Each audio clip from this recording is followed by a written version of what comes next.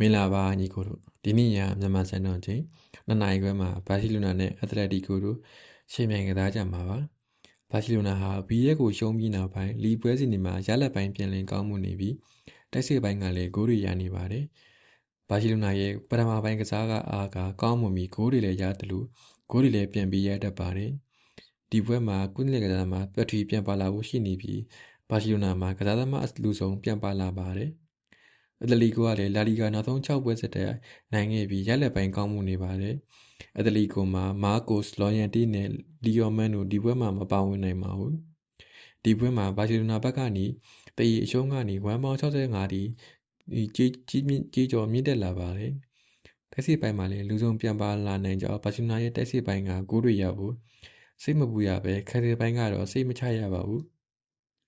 အချိန်မီကိုပြန်ပေးရနိုင်လို့ပထမပိုင်းနေတူဝက်ရက်လက်ကနေဖြစ်နိုင်ပါတယ်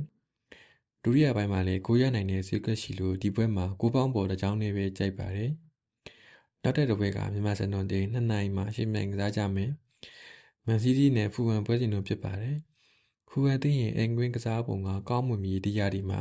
အာဆင်နယ်တင်းကိုပဲရှုံးနေထားပါတယ်နောက်ဆုံးလေးပွဲမှာလည်း3ပွဲနိုင်တစ်ပွဲရှုံးရက်လက်ကိုရရှိထားပြီးရက်လက်ပိုင်းကောင်းမှုနေပါတယ်မန်စီးတီးအသင်းကအဆင့်1နေရာကအာဆင်နယ်အသင်းနဲ့9မှတ်ကွာဖိအားပေးနေပြီးဒီနေ့ပွဲမှာလည်းအမားခံလို့မရပါဘူးမန်စီးတီးအသင်းကနောက်ဆုံး3ပွဲစတိုက်ကိုကြေးရှုံးလာပြီးအဲ့ဒီက2ပွဲကရက်လက်ပါရှုံးနေတာပါတယ်ဒီရာဒီအဝေးကွင်း6ပွဲမှာလည်း2ပွဲပဲနိုင်သေးလို့ဒီနေ့ပွဲမှာရုန်းကန်ရနိုင်ပါတယ်မန်စီးတီးအသင်းရဲ့ဘော်ဒီ1.45ကြီးကပျော့ပြောင်းပေမဲ့အဆင်လာရဖူအန်နဲ့တွေ့ဆုံတိုင်းရှားလက်ပိုင်းကောင်းမွန်တဲ့မန်စီးတီးဘော်ဒီပဲကြိုက်ပါတယ်